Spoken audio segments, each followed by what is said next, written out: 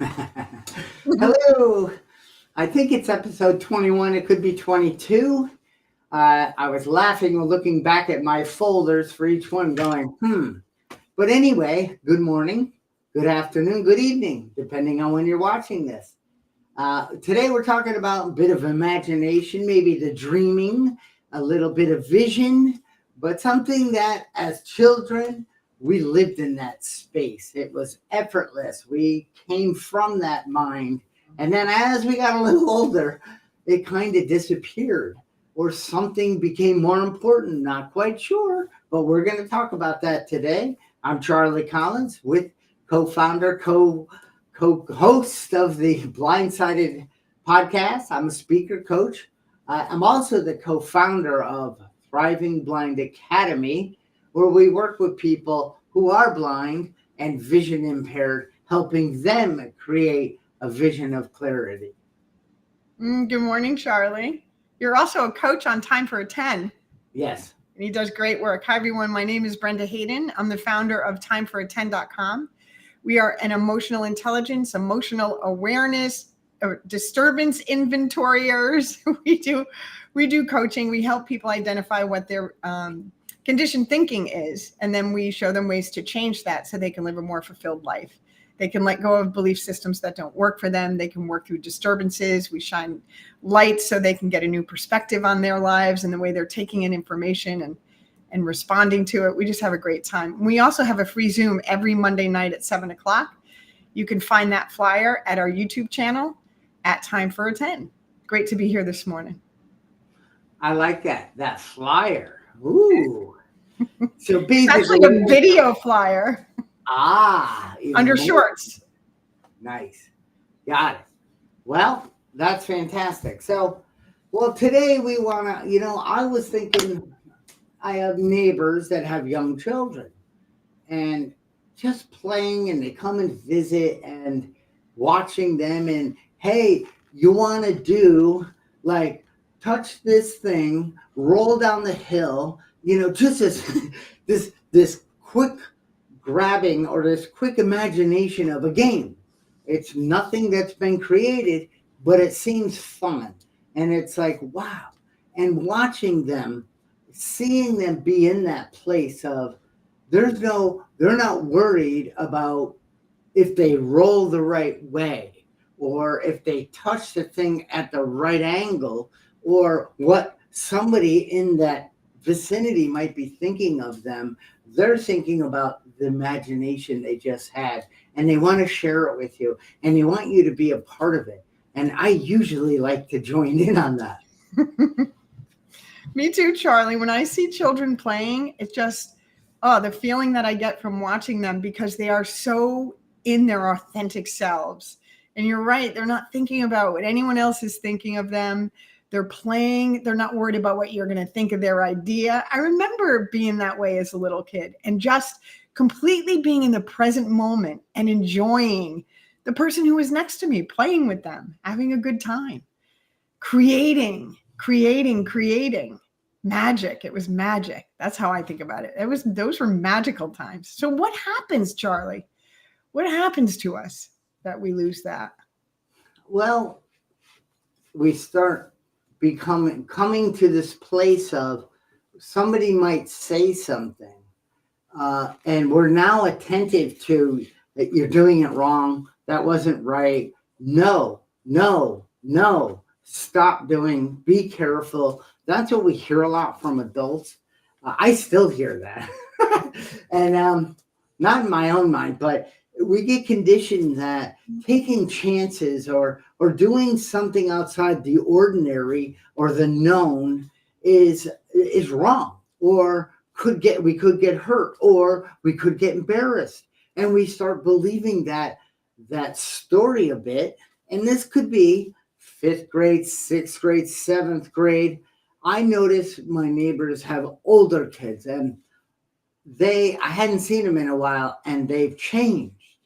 Their hairstyle is different. Their clothes are different. They don't talk kind of as freely as they did. And I went, they're moving into the new, what do you think about me world? and I need to perform well so people will like me. I need to be validated. I don't want to step outside this box that the people I am around are living in, because they might have some sort of judgment or unkind thing to say to me, and I won't be able to deal with that. So true. That's so true. If you think about it, I think it's Bruce Lipton says that your mind, the child's brain is programmed from the age of 0 to 7. And if you actually think back, if I think back, from 0 to 7, those were the days that we're playing and we're outside and we're using our imagination. When I was young, because times were different, I'm giving my age away now. My mother used to open the door and we'd be out on weekends, we'd be out the door at 8 or 9 o'clock in the morning. We'd come in for lunch. We'd be back outside after lunch, and we wouldn't come home till dinner time. And all we did was play, go in the woods, pretend to be this, pretend to be that. We would build forts. We would do all kinds of stuff. We would dig up stuff and find things. And then, and you said it so perfectly. So what happens is conditioned thinking starts to creep in. We're told, oh, that's not right. Oh, people don't do that. Oh, that's a dumb idea. Or what are you thinking? The criticism, all of that starts to come in. And it just squashes that magic that's inside of us that just wants to come out and shine. And the conditioned thinking starts to take over. And you're right. We start to take on a role because it's more important for me in my environment. I should keep it in the me. In my environment, I wanted to stay safe. I wanted to stay accepted. I wanted to be part of. So I did what I was being taught to do to fit, like you said, into that box. And hence begins the conditioned thinking and a belief system that, oh my goodness, it takes years to unlearn that belief system as an adult. So I'm really glad we're talking about this today. Maybe we can save some people like years of unlearning. I know it does take. It takes what it takes. It's not good or bad. It's this bottom in a way. It's this, I'm sick and tired of being sick and tired. Is that true that I don't have the ability to, or can I learn something? And it got to there for me one day, but gosh, it's like, I remember and let me tell you, I came from the same family. I mean, why would you be in the house? Ew, my parents were in there. Exactly. I mean, and we were playing and building forts and doing all the same thing. Yeah. Now, my mom had a bell. She would ding, ding, ding, ding. And then you could hear, or we had a PA system out. My dad put speakers, dinner time. And it was like, Yahoo. and the dogs didn't have electric collars. Right. And we didn't have electric collars. We weren't told not to do. We were told to go and play.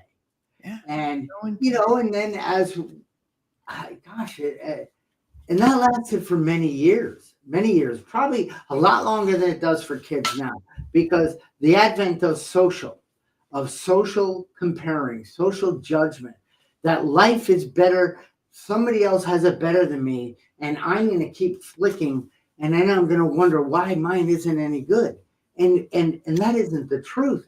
And then we start to retreat a little. Maybe we don't dress the way we really want to. We start covering, or we start worrying about our skin and our hairstyle. And I always found it interesting that there were some kids that were free-spirited. And I remember, and we teased them. And the teasing came from a place of, that's not fair that you're okay being who you really are. Right. I'm going to tease you. And it's like, wow. I mean, I didn't know that back then. It's like those people were free. And we, the group of us that were starting to live in the known, in the safe zone, because our brains started to feel when we got teased or judged or harassed, or maybe an adult, an older cousin or somebody said, that's stupid, don't do stuff like that, or do this.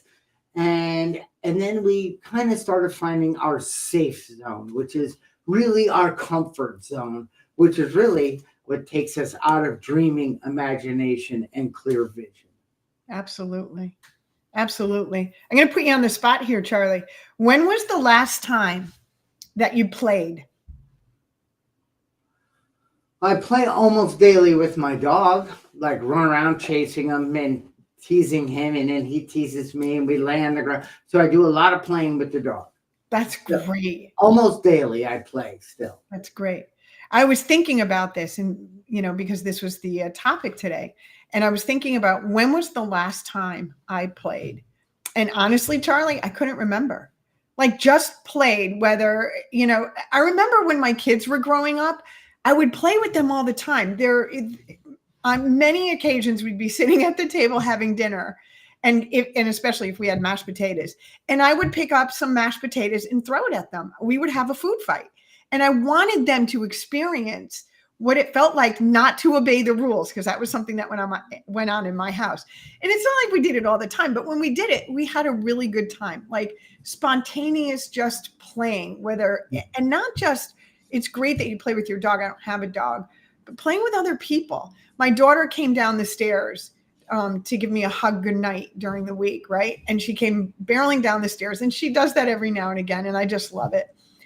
And then instead of giving me a hug, she whips out a Nerf gun and she shoots me with it, right? It was hilarious. So I hope she can't hear me. I'm going to go out and get my own Nerf guns today so that I can spring that on her. And that's part of what kind of triggered, like, when was the last time I was just goofy and played and had a good time? And I really couldn't remember. She just came out of her room. She heard me. Darn it. You're not gonna buy one, you dirty birdie. That's awesome. So, yeah. So I play with her.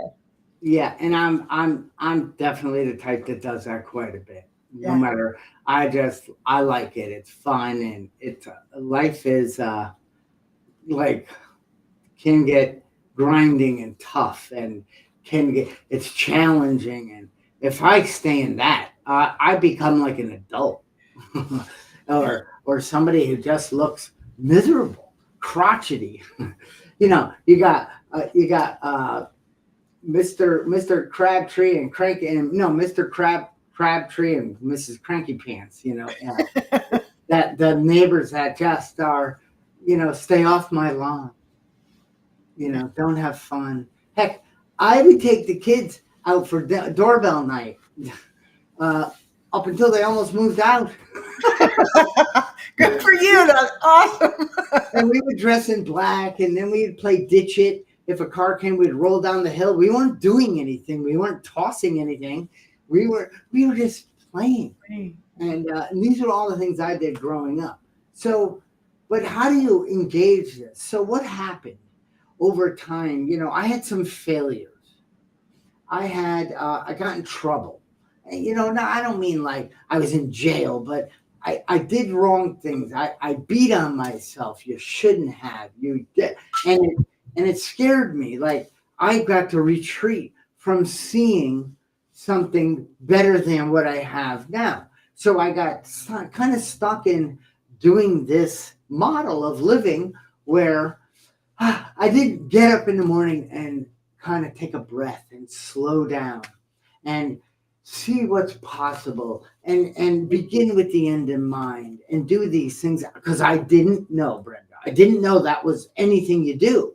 Yeah. I just got up. I was like a rudderless ship, threw on my fire suit, went into the business, and then was present and did pretty good at that. But it's not sustaining. And you kind of go, this isn't working, then go this way, that way. And it it burned me out. Yeah. So let's talk about something else here, Charlie. Very synchronistically, before you even sent me the topic that you chose for today's podcast, a friend of mine had sent me a Wayne Dyer YouTube video, and he happened to be talking about, on that video, imagination. And what he was saying on the video is that is the most important thing, is to go in and imagine yourself. Use your imagination. Imagine yourself doing that which you're dreaming of having, like being in that scene already having it. And he quoted Einstein, and I didn't know this about Einstein. So Einstein, one of his most famous quotes, so Wayne Dyer says in this video, I haven't looked it up yet. I haven't done a fact checker on it, but I trust Wayne Dyer. Yeah. He said that Einstein said imagination is more important than knowledge because knowledge is limited and imagination is not. And Einstein also said, if you want your kids to be intelligent, read them fairy tales. If you want them to be even more intelligent, read them more fairy tales. Isn't that awesome? Mm. And here we are talking about that today. So how can we start to begin playing? We can start using our imagination again. And notice that when you drop into that, fear crops up. It might say, "Why are you doing this? You're an adult. You don't go there anymore." Or you're not able to write a book someday. You're not able to be a speaker. You're not able to go and advocate for yourself at work and maybe get a different position or move up the ladder. You're not able to ask that person out on a date because, it's just all these things. But I imagine I begin with the end in mind and I think about it. Now, how do we start doing this? Brenda, I started, and I love that with Wayne Dyer. Wayne Dyer, I would say most of what he's not just pulling things out of the air. No.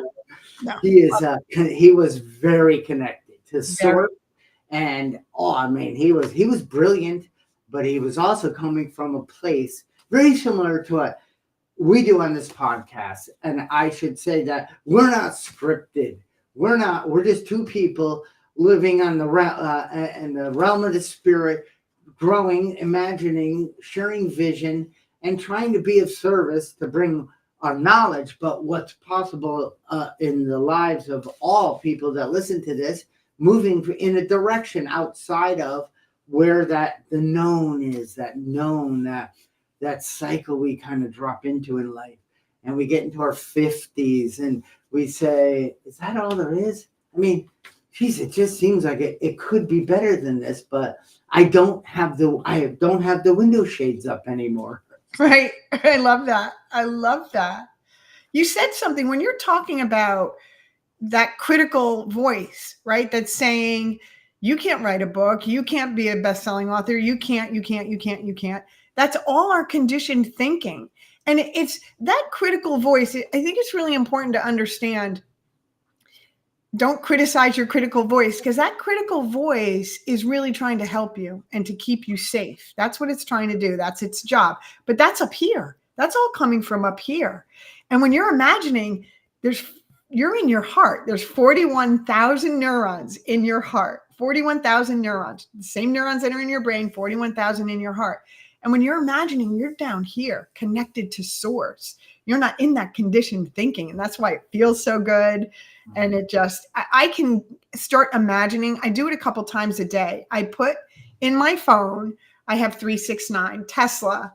Nikola Tesla came up with this. It's a manifestation thing. So you pick 3 intentions and you do this 6 times a day for 9 seconds. So I have that in my calendar. When it pops up from my calendar, I go into my heart. I take some deep breaths and I imagine those 3 intentions. I imagine me being successful at those 3 intentions. I do that for 6 times a day for 9 seconds each. And taking that time out, and because it's really, if you add up the seconds, it's not that long, but taking that time out during the day to do that has changed my world. Things, bringing things into your awareness. Did you ever buy a car and you love it, it's your new car, and then all of a sudden you're seeing that car everywhere on the highway, right? It's because that's in your awareness now. It wasn't in your awareness before you bought it. You're seeing it. It's always been there, but now you're seeing it. And the imagination works the same way. When you start picturing these things and these things are in your awareness, it starts happening in your reality. And that's what synchronicity is all about. And it's fascinating to watch that happen. It's like mind blowing. But it really works. 369. Go look it up. Tesla. And not the newest, fastest one from 0 to 100 Tesla. No, this But you is could put that in your vision. the physicist. This is Yeah. That Elon really dug. He liked that guy. yeah, he did. So in the beginning of many talks I have done, I don't come out and say, "Hi, everybody, can you hear me?" Because that's all done. But I say, did you know the number one thing that limits a blind person is their vision? And there's a lot of blind people, low vision.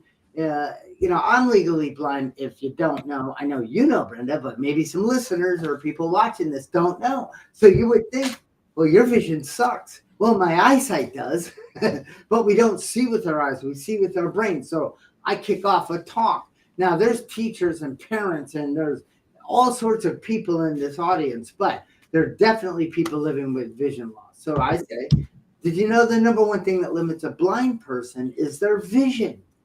And then people laugh, and I go, and there are no refunds, joking like, duh, because they believe that story. Then I say, did you know the number one thing that limits a sighted person is their vision? And where there is no vision, people perish. They move from a world of what's possible. The law of attraction's happening. They're getting inner promptings. They're imagining. They're falling into dreaming. And then they get tunnel vision. They build this tight world around them, and they go, I can't do, that what we were talking about. Yeah. So then I ask, what is the number one cause of blindness? And people will shoot out a bunch of different eye diseases. And I'll say those are all good answers, but they're all wrong. Because the number one cause of blindness is your thinking.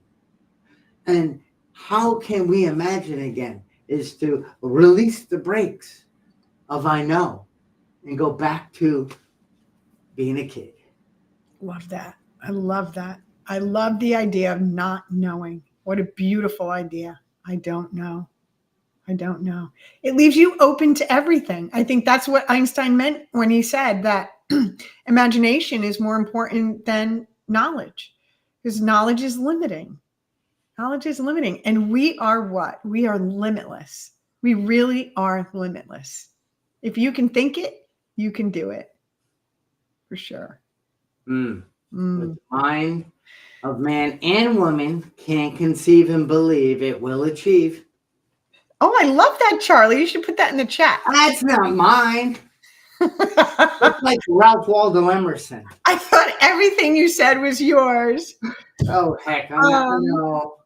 So also, I did write down a quote for today. William Blake also said, what is now proved was once only imagined. Right? I mean, first, let me say hi. Trish says, greetings from New York City. Trish is in New York City today. Hey, Trish. Ooh. Enjoy the city. Good morning to everybody who's on our podcast today. We're so glad that you're here.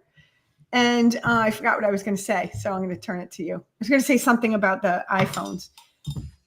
Please don't. I can't find mine, and I know. I'm so sorry. I don't want to go down that path in this moment because I might imagine that I've lost it, which I have. But let me go back to I'm in a business. I own a business. I'm doing okay. I'm doing quite well.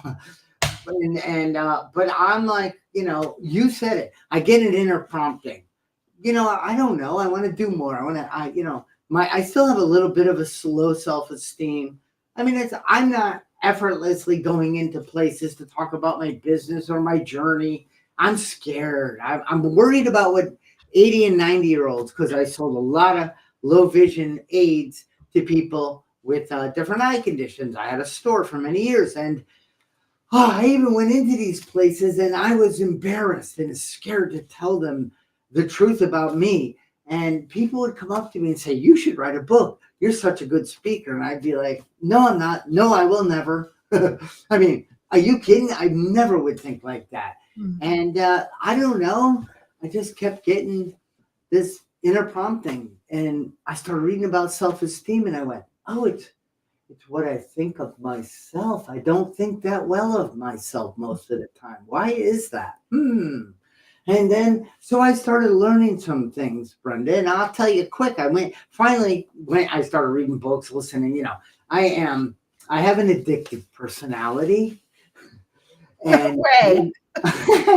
and, and I wanted to learn. I became hungry to not because of my vision, because something ignited in me. And the one time before that was when I finally surrendered to my eye disease and I started using adaptive technology. Something lit up in my brain and I could read and write and I started growing.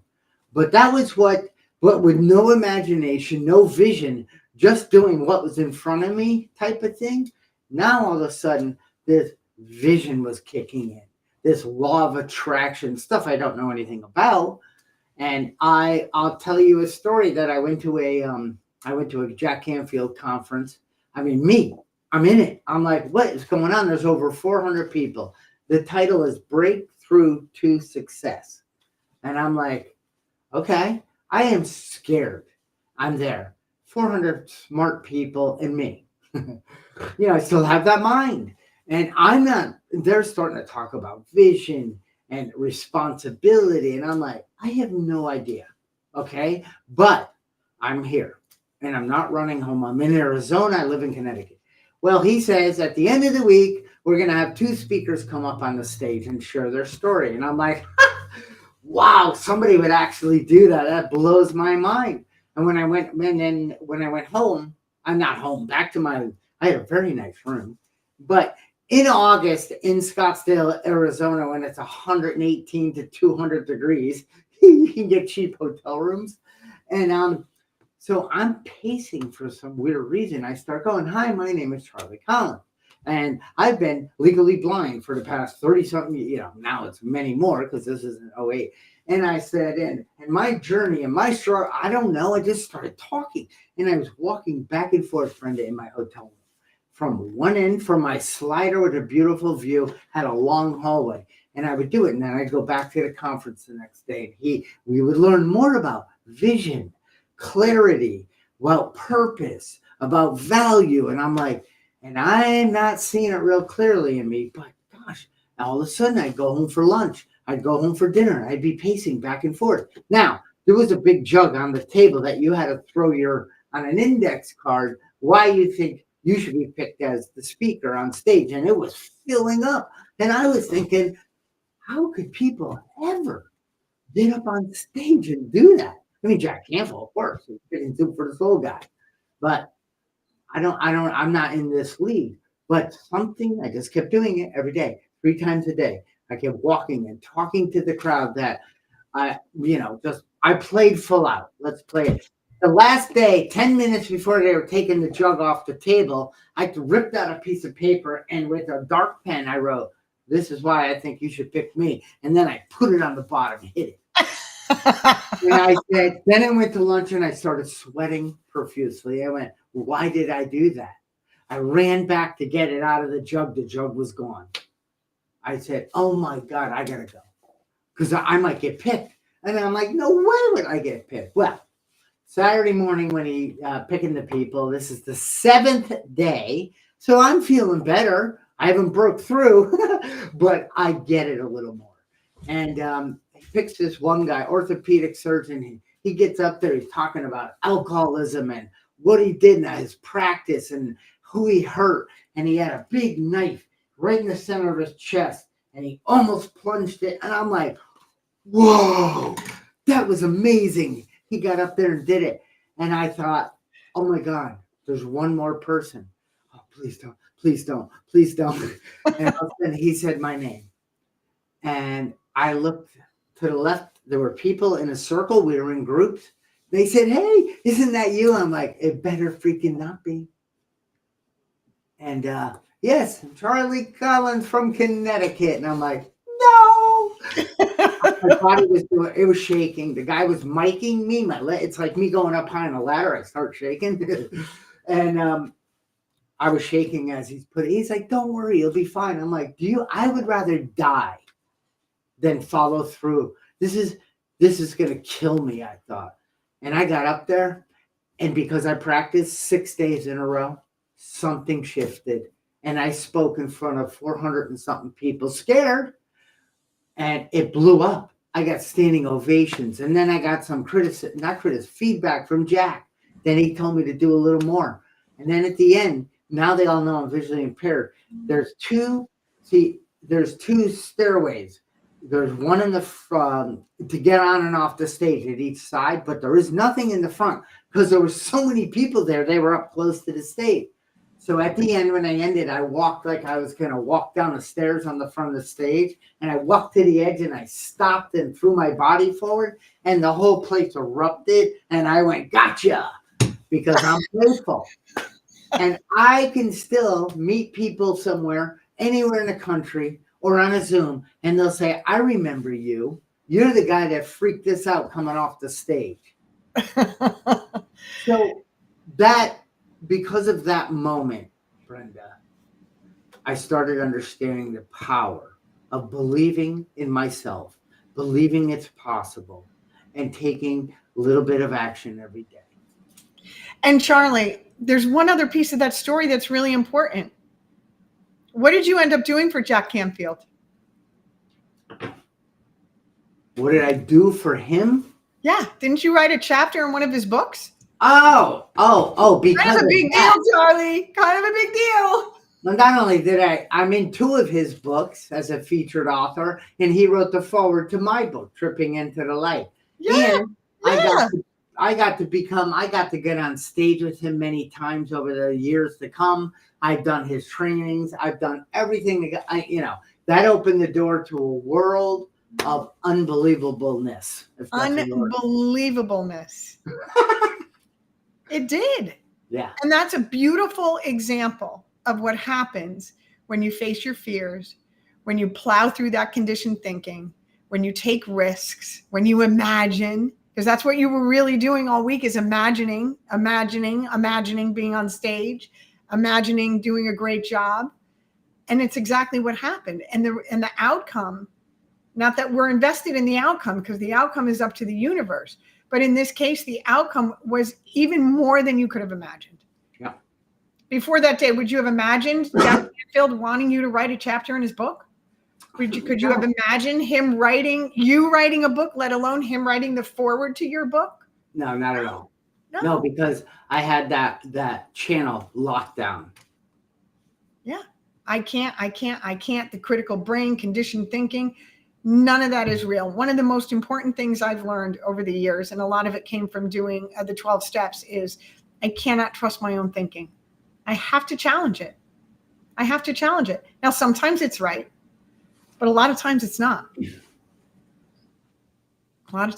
Good for you, Charlie. I love that story. I want to say good morning to Carrie. I'm so glad you're here. She usually types in something really inspirational. I don't see anything there yet, though. When she does, I will announce it. Well, now you put her up to it. I know. Come on, Carrie, feed us. She's always got good stuff to say. So does Trish, by the way. So where do we go from here, Charlie? How do people take the next step in using their imagination, in playing, in dreaming, in just being interested in doing that? What's the first step, do you think? Well, I think that we're here on this. If we wake up each morning, Cassidy told me the other day that she was listening to a podcast, and there was a question. Why am I here? I woke up. Why am I here today? So that might open the channel of some possibility. And then the next question this person asked themselves, and in service to what? And that is also something that can help, because I was in service to me. And for many, many, many, many, many, many years. And me did good things at times for others, but me really looked out for me. And me wanted to make money and look good, sound good, and feel good. And me, but I don't know, I'm not mad at that. I'm glad that I woke up to the truth in service to who and what came. So what I did, Brenda, was, am I bringing yesterday into today? Am I getting up doing the known? I mean, I get up at the same time. I do the same thing. I go to the shower. I think about what I'm going to wear. I go to work. Blah, blah, blah, blah. So I'm not stepping back at all. I'm just cycling through the same routines. And then then I started stopping. You call it pause. You could say, hold on a minute. Let me take a few breaths today. Is there anything I'm missing? What could I do? I started meditating. I started asking questions, and this was way back, because if I could get up on a stage, if I could do something like that, maybe I could become an international speaker. I don't know how, but then I started seeing myself walking up on stages, pivoting, saying hello, going right into my talk, getting applause, crushing it, and then exiting. I could visualize that. I could feel it. I could hear it. I was hungry for it. And I went out and started doing that. I love that. Good for you, Charlie. You're very inspiring. Arizona, I think 200 degrees in Arizona. It might have been an exaggeration. Is Carrie's inspirational thought for today? I'm sure it was 200, Carrie. 200 for sure. There's 200 in my mind. You know what? This is something that helped me. I don't know how people will feel about it, but that really doesn't matter. This is what helped me. So I got in touch with my inner child. Right? How do I plow through that condition, all of that conditioned thinking? I went back to the beginning, when I was free, when I was open, when I wasn't afraid what other people thought of me. And I went out and I bought myself one of my favorite stuffed animals that I had as a kid. That was the first thing I did. I connected with that part of me that's still alive and well in there, that loves to play and have fun. And I did that by buying her a stuffed animal. And then I tried to remember some of the things I like to do. Just remember, like, the fun things I used to like to do. Like, we would play hide and seek in the woods. We would go ice skating and we would swing around the trees, we would make snow angels. I would do piles of leaves and jump in them. And I did a couple of those things over the next few months that I used to do when I was a little kid, which kind of lit a fire inside of me. I was like, oh yeah, I remember this. It's okay to have fun. It's okay to enjoy. It's okay to laugh. And then I brought that into the present day. Like, what do I really like to do? I started to get to know myself without all the conditioned thinking. Like, before I paused and really thought about it, Charlie, I didn't even know what my favorite color really was. That's how far from my authentic self I had gotten. I didn't know. I'm like, so what's my favorite color? I just started to get to know myself without all the outside junk. And it ended up being a beautiful journey. And what I found, I'm still on that journey, but as I take this journey, what I found is I like myself, and then I loved myself. And then the dreaming and the fantasizing and imagining all of my intentions and desires even coming to fruition became a lot easier, because I got in touch with that little girl. I played with her. I reminded her of who she really is, which is an expression of the creator of all that is, which makes me limitless. And then it just started like a beautiful flower. It just started to blossom. And, I still have my bad days, and maybe we'll have a podcast on that, what to do when you have your bad days. But if I didn't have bad days, I wouldn't appreciate the good ones. And now the good ones include, dreaming, manifesting, imagining. I do that like I do the 3-6-9 thing. Anyway, I'm going to start to ramble. I love this topic. Well, maybe not bad days, but a day feeling disconnected is like a malady of some sort, a disconnection from imagination, from the quantum field, from the law of attraction, from I'm on the beam. I know, it's bad, but then, I got to be careful, because my mind triggers, but I know exactly. It's like, what do we do on those days? I don't see that clear on those days. And then eventually I could shut the vision off. And then I'm starting to be hard on myself. then maybe if even a hope or a dream or something I'm working towards, I'm never going to get there. Screw it. I throw in the towel, throw out everything, and it's like just from a day or two of me feeling disconnected. And what can I do? How can I get back on the beam of being able to, without worrying about, oh, geez, I got to go in 2 minutes. Like I can drop into that, Brenda, what we're talking about. I can just think, who can I send out love to today? Oh, that's great. How can I go out and think about others? What can I do to make this a better sidewalk or experience? I mean, it's the weird, that was not who I was because like you, what is your favorite color? Somebody would ask me. I would say, somebody asked me, what's the color of your eyes? I don't know. I can't see them, nor do I care. They suck. I'm not my eyes. I happen to have them, but I am not. That's not who I am, nor does the disease in the back of them produce the value of who I am, but I certainly gave it power over the years to do that. And that's what this stuff does. I see beyond self. And because of being able to imagine, you and I got connected, you and Stanley. I mean, the people who are on that plane of inspiration and moving in that way just kind of all start to connect. And we all can chat for hours. We do. And that's an important thing to talk about for a second too, Charlie, is as you start to imagine, as you manifest, as you see yourself in a different light, you will be attracting people on the same frequency.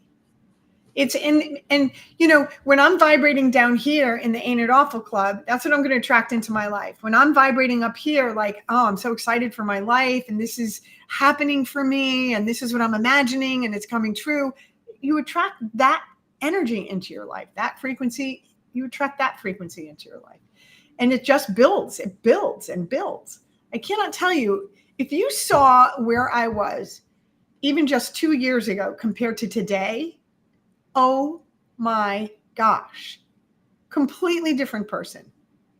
Thriving in ways that I've never, you were there, right? Thriving, right? If you want me to share any of it, let me know. Yeah, I'm going to save that for my book, Charlie. Don't give anything away.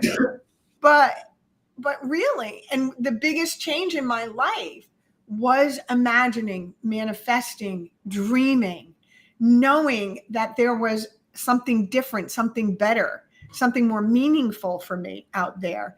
And just being willing to say, I'm going to try this. And it started with meditation. It started with meditation and connecting to that spark of the divine that's within me. And it all just freaking took off from there. And today, I literally have a life beyond my wildest dreams. And it's not because of anything on the outside. It's not because of anything on the outside. Money, relationship, school, work. It's not because of any of that. It's because of what's going on in here. It's priceless. You can't buy it. No. It's already within you, though, Charlie. It's already within you. Yeah, we were all born with it. Yes. And we blocked it. We put the garbage on top of it. Yes. And then when that filled up, we started carrying other people's crap. Oh my gosh. And then life just got so heavy and we couldn't blame or complain or justify or rationalize. We couldn't make excuses anymore. And we couldn't put any more resentments in. And you and I turned to things to ease that pain, whether it was through alcohol and drugs, but some people do it through eating. They do it through gambling. Nobody can sustain that living. God didn't make us, our creators didn't make us to be surviving and unhappy and disconnected and all alone and miserable. That isn't the deal. The deal is what you just said. It's like you talked about buying a new car. Well, when you become on this plane of inspiration, which is already a part of who you are, it just takes some work to tap back into that channel. Then you will see exactly that around you. Exactly. Without having to go, oh, life sucks. How's it going to treat me today? It's going to just present in a different way. Yeah. That's what happened. And like you said, it's not my knowing, it's not the knowledge I had of it. It already was a part of who I was. I do the work and now I'm experiencing a different level of consciousness. Yes. Yes. Yahoo. I'll drink to that. Me too. Amen. So Carrie is saying that her eyesight, because she's also legally blind, has given her so many gifts over the years. And I love to hear that. And I want to say something about that. I had a really horrific childhood. Every kind of abuse you could think of was happening when I was a kid. And all of that has ended up being gifts for me. All of it. I wouldn't change a single thing in my past. None of the pain would I change. Every single thing that I've experienced has been used to help somebody else. And you mentioned that, Charlie.